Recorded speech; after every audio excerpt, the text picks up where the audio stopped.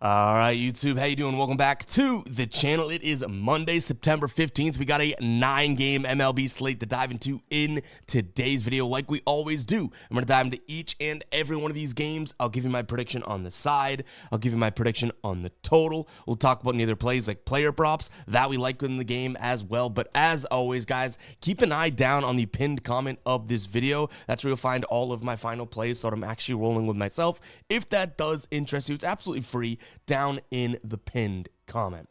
Now, to recap our last video, we did not have a video for Sunday, so this is Saturday's recap, and we tried our best to find some W's on Saturday.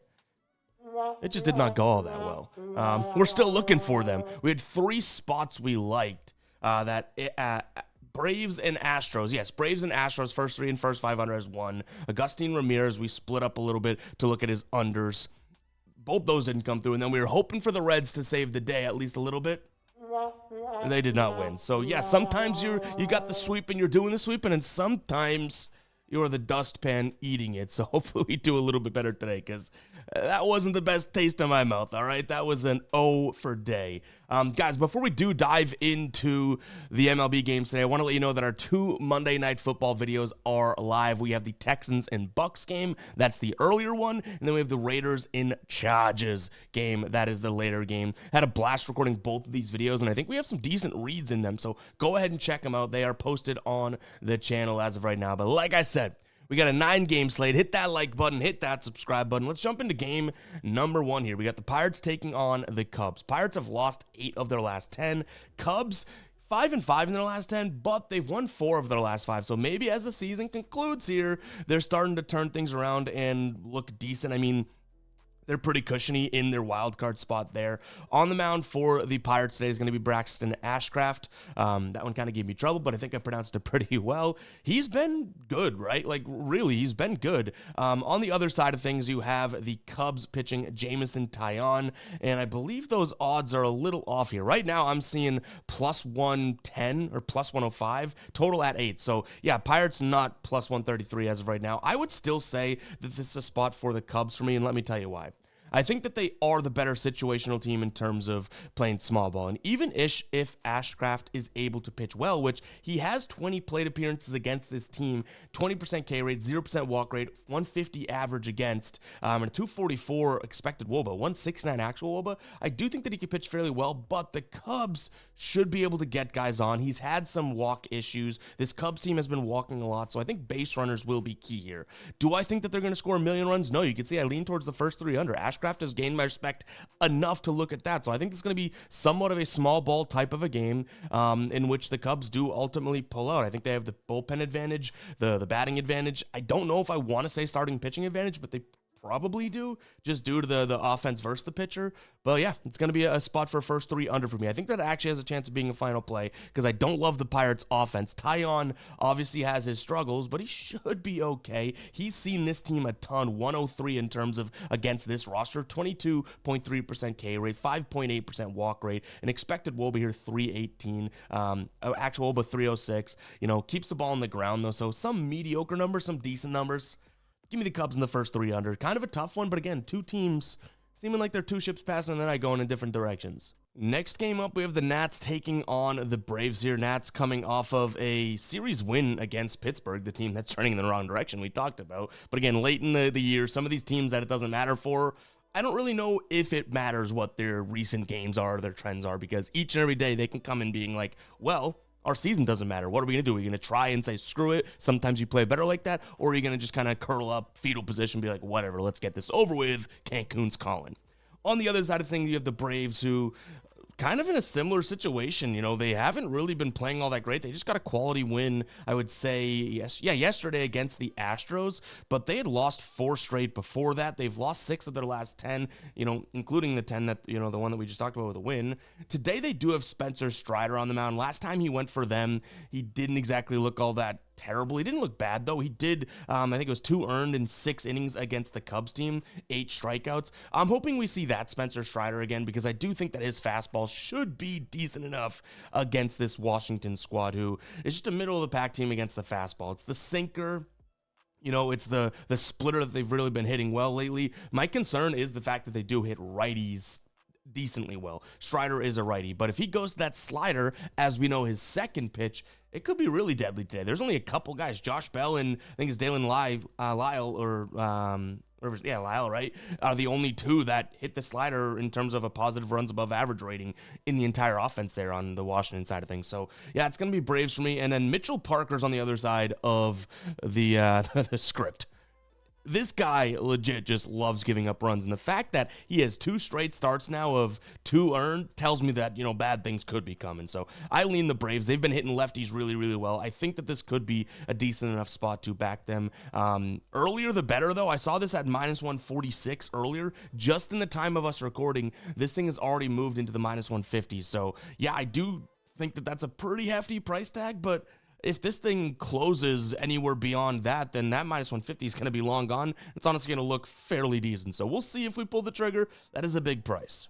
All right, guys, before we do move on with the rest of the games, I want to talk to you about Sleeper and specifically Sleeper Picks. You can scan the QR code on your screen right now or use that link down in the description as well as the pinned comment. They have absolutely come out the gates firing with this NFL season, and I imagine they have some deals going on for the game tonight. In fact, don't make a liar out of me, Sleeper. Let's see what we got here. Let's pull up the Sleeper app and see if they do have some random promos that they drop, like I said, for this. And wouldn't you know it, boom, they have an Ashton Genty free square. They also have, it looks like a Justin Herbert free square. Can I just show these to you guys? Not free, alternate lines. Actually, yeah, Ashton Genty is a 0.5 rushing yards line. So go ahead and check it out. If you sign up today, you'll also get a free mystery deal as well. You're also going to get a deposit match up to $100. No better time than now to check out Sleeper. Link down below in the description as well as the pinned comment, or sign up using code GUYBOSS. Highly recommend it. I love how they do things in terms of each player and projection that you pick has its own multiplier, so they don't follow a fixed payout structure, making it very, very cool and kind of like an odd system in place. The more you win, the more you get paid out. You don't even need to hit all of your plays. You can hit 4 of 5 and still cash it. So very, very cool how they do it, guys. That link will be down below in the description as well as the pinned comment. Go ahead and check out Sleeper. Use code GUYBOSS to trigger all those deals. All right, now let's jump back into these games. Blue Jays taking on the Rays here. This Blue Jays squad just swept Baltimore. They also took the series against Houston the time before that. Tampa Bay coming off of not exactly the best series against Chicago. They also lost the White Sox before that, and they lost the series against Cleveland. So remember what I said about some of these teams that it might not matter for? They're just like, whatever. Tampa Bay could very well be in that spot. Now, one interesting thing to note would be Trey Yasavage, I don't know. He's making his MLB debut for Toronto, okay? Now, I've looked into him enough to feel like I should be fairly confident in where I lean in this game. But again, I never tell you guys that I'm this prospect savant or anything like that. I want to be transparent that more often than not, I actually haven't been all that great at judging whether or not a prospect's going to be good in the bigs, okay?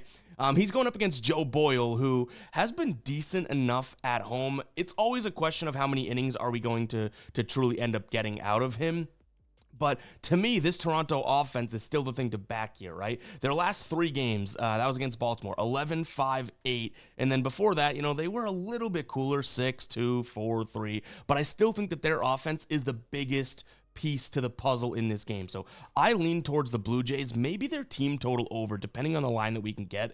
And then I also like the idea of George Springer in this spot. George Springer, a guy that hits fastballs very well. We're going to get a lot of fastballs out of Joe Boyle. And, the only concern I have here would be, again, that we want to make sure that we're getting enough innings out of Joe Boyle. We don't necessarily know that. But even still, I do like the spot. And I think Springer, against this ball club is due. I think the last time they played them, he went in 3 games went over. So yeah, as a guy that's been on fire lately, and he has his last 5 games here, he's been averaging 3 hits, runs, and RBIs. That's including a 0 in there. He had 3, 3, 2, and 7 in his last 4 games. So I think Springer seeing the ball well right now, gives some run support to the kid making his MLB debut. I like all 3 of those spots. I honestly think that they're fairly even in terms of where I'd put them. I do believe you're getting a really good number on Toronto because a MLB debut, is being made here.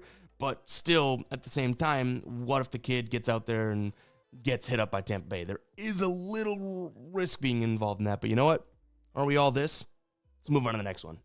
All right, Twins taking on the Yankees. This one, to be honest, has kind of moved past us in terms of where we see any sort of true value. I mean, on the exchanges, you can still get Yankees in the -170s, which is still a hefty price tag. That is what I'd look at. You have Rodon on the mound. He's obviously a very, very good pitcher going up against, maybe very good. I threw too many veries in there.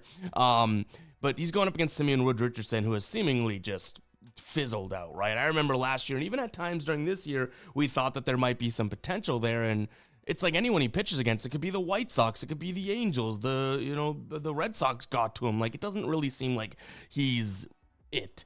And to be honest, this Yankees team, even though it pains me to say, they are starting to pull away and kind of own that wild card top seed against the Red Sox. Now, it's only a game and a half that separates them, but still, what a big series against the Red Sox, and they took two of three against. Sure, they go out there and lose to Crochet, who wouldn't, right?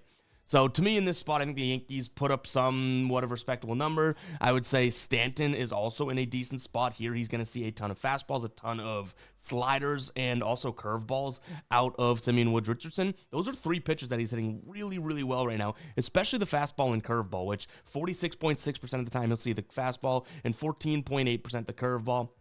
Slider 27, so all of those seem pretty damn good.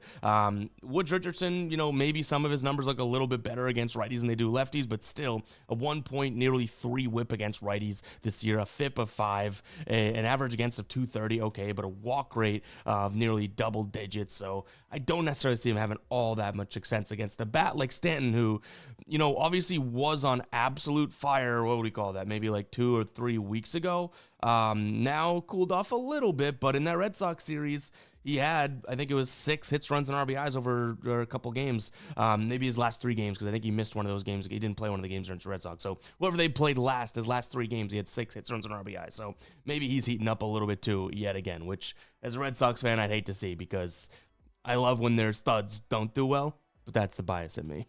White Sox taking on the Orioles. I will be honest, based on all the games we have at our disposal today, this is one that kind of ranks on the lower end in terms of how much I care about it. But we do have Sean Burke on the bump. He's going up against Kyle Bradish. Kyle Bradish has not looked terrible since making his return this season. And Sean Burke has been fairly consistent, but his consistent right now is 4 innings, 2 or 3 earned. Not all that great. Now, for the price tag, I think both of these teams seem to be in the camp of, we just started giving up. Now, maybe I'm overreacting to them both, having bad series against their opponent. I think they both got swept in their last series, but prior to that, they looked good, right? Baltimore, I think, had won 6 of the last 7 before last series, and then the White Sox might have been in the same boat too, maybe like 4 of their last 7 or 5 of the last 7. But then they end up getting swept by Cleveland, which is the White Sox, and let's make sure, Toronto swept Baltimore. We'll see. I've already talked plenty about how we're coming to a close of the year, and some of these teams that definitely don't have a chance to make the playoffs and whatnot, it will certainly affect them. I don't think they're going to have massive offensive-minded bats here, I guess, in the sense. I think that these pitchers can be okay. Bradish has been good. Sean Burke hopefully can be okay. I don't love either one of the offenses in this spot, so I'm going to lean under 8.5. There's a lot of 8s out there. You could still snag a couple 8.5s, one being over on Profit X, and then where was the other one?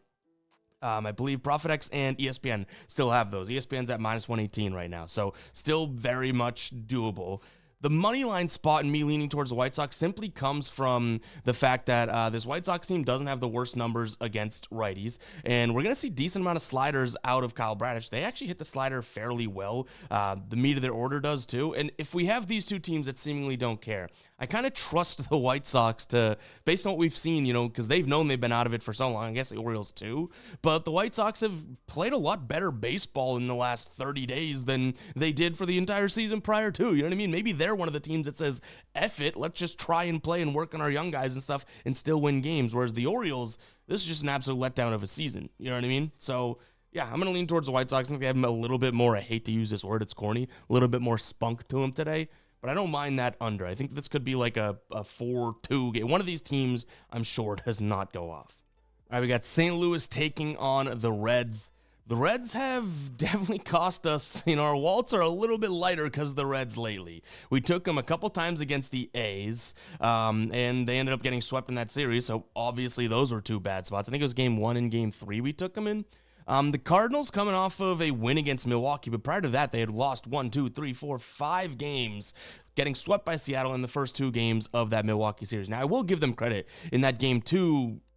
in that Milwaukee series. They lost 9-8. You score 8 runs, more often than not, you're going to win some ball games. Now, on the mound for the Reds is going to be Zach Littell here, who I feel has an advantage over Matthew Liberatore. I think Littell has been really consistent this year. Yes, he's kind of started to, I don't know if plateau or kind of dwindle down, whatever term would be better, but he hasn't been as good as he was just like, a month ago. But he's going up against Liberatore, who I don't necessarily love. The Reds can get on base against lefties as well, so I think I'm going to give it one last shot here on the Reds for plus money today. If they don't make it, they have a strong consideration of heading into the DMB graveyard, which the Royals and Dodgers have been playing patty cake for a couple days now, because both those teams absolutely were like death by 1,000 paper cuts to us. So yeah, I'm going to take a peek at the Reds today. Trusting Zach Littell, I almost want to consider them on the first 5. That might be a pivot that we go to, just because I do think Littell is the starting pitcher that has the advantage today, but I don't love the bullpen. You could still get them for plus 100 over on FD or Profit X right now. So yeah, you're probably sacrificing a couple cents, but I don't know if I want to mess with that Reds bullpen. You know what I mean? Now, the bullpen is good to go, whereas the Cardinals bullpen is pretty taxed after the last couple days. So who knows? Maybe we take a peek at them. We split like a half unit, so a quarter unit on the first 5, quarter unit on the full game. Gives us some room to grow if they end up getting beaten the first 5. Keep an eye on the final plays. That's definitely something that we're considering. But again, that DMB graveyard, Cincinnati, listen up. That DMB graveyard's calling your name if you go out there and lose today. Yeah, win this game. Astros taking on the Rangers. Let me just show you this, guys. This is why this series is going to matter so much. These are the wild card standings, right? You have the Mariners, who have now taken the AL West lead. You have the Astros, who are 2 games up on the Rangers, who they're playing right now. This is going to be absolutely intense, and this is why baseball's so great. You get late in the year, and also it's why people that are like, oh, baseball stinks, baseball's dead, it's boring. You're missing games like this. Astros-Rangers, this series matters so much, and it's going to be like a playoff series. Essentially, if the Rangers win this series or they sweep, they'll be in the playoffs, and the Astros will be out of the playoffs, right? So very, very excited for this one. Today, we have Jason Alexander on the bump going up against Jack Leiter. Now, Jack Leiter, I would say, is the more talented pitcher. I don't know if you could say as the more consistent pitcher, but he's been okay lately. But Alexander's coming off a really good start in Toronto, a good team, right? 7 innings pitched, 0 earned, 3 strikeouts. Screw it, though. It might be a psycho move. I like the road dog in this spot. Texas, I think their offense still has some zhuzh to it. I know that it, cooled down in that last game against the Mets, but let's not act like they didn't go 3-8-8, or 3-8-6, 5-5-4 in their last, handful of games before that. Now, if someone wants to walk in here and be like, but the Astros actually scored pretty well in that Atlanta series, sure. My counter would be, what about before that? 0-3-3, and then they played Texas, 2-11. Okay, they obviously win that one, 3-4. This Astros offense is not where it needs to be right now, so I do think that the Texas can win this game like 4-3, 5-3, something like that. So you also notice I lean towards the under. The bullpens are going to be on pins and needles in this game. Again, this is a very, very, very serious and impactful series into what we have coming up with the playoffs. So I like Texas. I think that they're going to have a little chip on their shoulder there. Can Leiter get rocked? Yeah, I'm really not going to sit here and tell you he won't. He doesn't have the craziest of numbers against this Astros team. And Alexander, I've actually come to like a little bit. So if someone's out there, if you're having a beer with a buddy and he's like, I'm all over the Astros tonight, and you like the Texas Rangers, I wouldn't do an incredible job of arguing with him, because this is going to be a good game, I'd say, no matter what. That's kind of why I like the under, ultimately. Next up, we have the D-backs taking on the Giants here. Giants coming off of a losing series against the Dodgers. We just saw this matchup. I want to say it was, the series before, right? And the Diamondbacks ended up losing that one, so maybe they come with a little bit of revenge here. Zach Gallen's on the bump for the Diamondbacks, and you guys should know I like Zach Gallen. I think that he should match up fairly well in this one. That being said, he didn't pitch all that well against them last time out. They did leave him in there too long, I will say that. So it wasn't like, I think he pitched nearly 7 innings, and the Giants got to him early, and then the 4th and 5th, like if they took him out fairly early, maybe they had a better chance of winning that game. And that's tough to say as someone that likes Zach Gallen.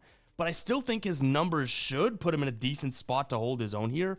And he has really good numbers against this Giants roster in the past. So Kai Tang on the other side of things, we've had a good success this season just fading Tang. So to me, It's Diamondbacks and their team total over. Also throw in the fact that, yes, they did lose that series against the Giants, but this team isn't looking all that terrible from an offensive perspective, right? Even that series included, we'll do last 9 games because their 10th most recent game, they scored 2 runs. So it's not going to help my point, but at least I'm being transparent, right?